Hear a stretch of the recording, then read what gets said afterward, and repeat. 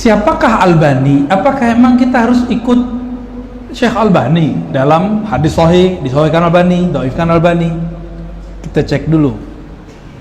Syekh Albani itu beliau peneliti hadis lebih dari 20 tahun.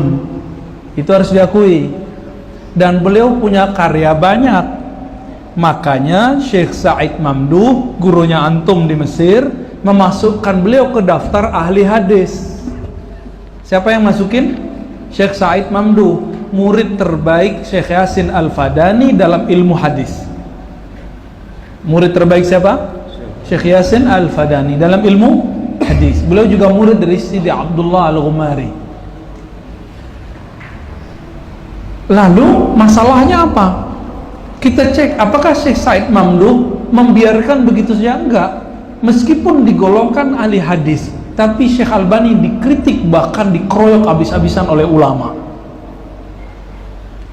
Kita lihat Syekh Albani itu pertama terkenal kapan? Waktu di Suriah, tinggalnya di Damaskus. Itu langsung berhadapan dengan ulama besar bernama Syekh Muhammad Sa'id Ramadan Al-Buti, kalah debat langsung. Lalu pindahlah ke Yordan. Pernah juga pindah ke Madinah, ya, balik lagi ke Yordan. Wallahu alam apa gimana susunannya itu. Di Yordan beliau menjadi penulis salah satu penerbit, muridnya namanya Zuhair Shawis. Tapi setelah beberapa kali Zuhair Shawis ini kemudian menerbitkan sebanyak mungkin. Dikira oleh Syekh Albani Zuhair Shawis menerbitkan tapi tidak kasih dia reality. Berdebatlah mereka, pecah kongsi. Tahu pecah kongsi? Ya. Akhirnya Syekh Albani memarahi Zuhair Shawis dan menulis itu dalam muqaddimah sifat salat Nabi. Bagaimana marahnya dia kepada Zuhair Shawis. Dia anggap Zuhair Shawis itu mengeksploitasi dia. Tapi di video terakhir Syekh Zuhair Shawis hampir nangis. Apa katanya? Saya murid Syekh Albani. Saya sudah memberikan hak-hak Albani. Sekian ribu meter tanah di Yordan yang mahal itu aku kasih untuk Albani. Kita perlu tahu, dinarnya Yordan itu mahal, sama dengan pound sterling, kalah dolar. Gak ada apa-apanya dolar, apalagi rupiah, ya. Mampus kita kalau ke Yordan, ya. Langsung bokeh. Saya ke Yordan cuma berapa hari langsung bokeh, Pak, ya. Gak berani beli apa-apa di sana.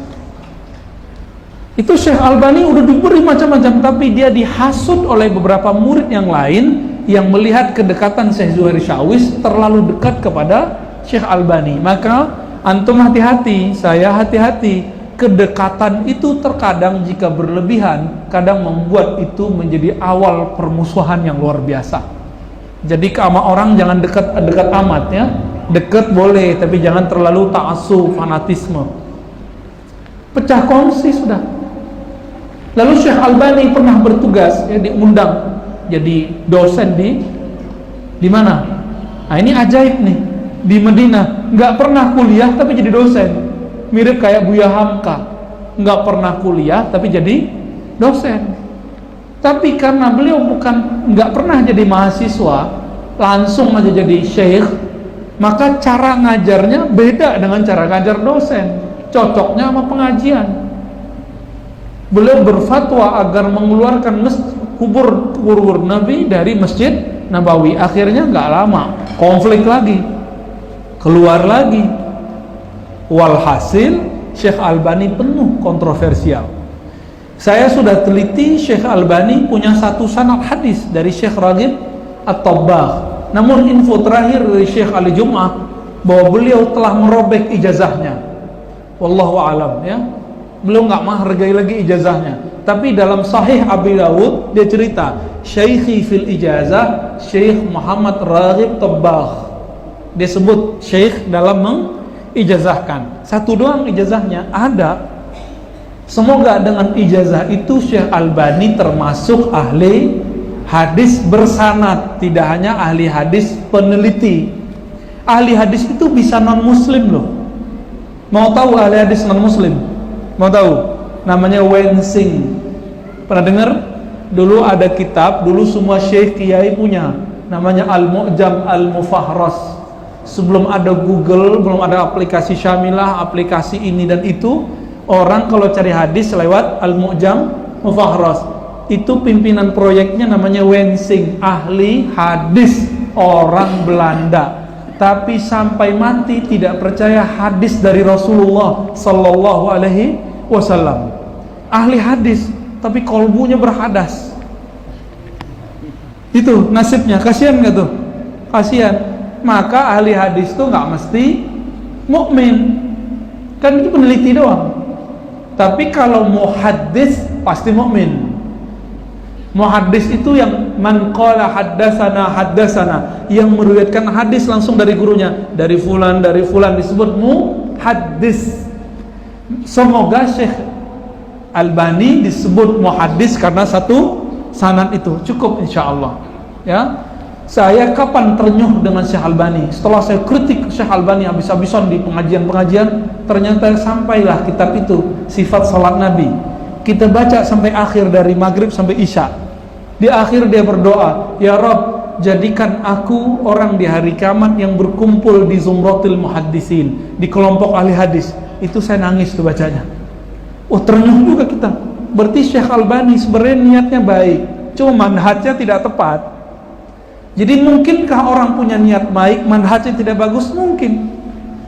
Bukankah aliran-aliran sesat itu sebenarnya tidak mau sesat tapi manhaj dia sesat, benar nggak?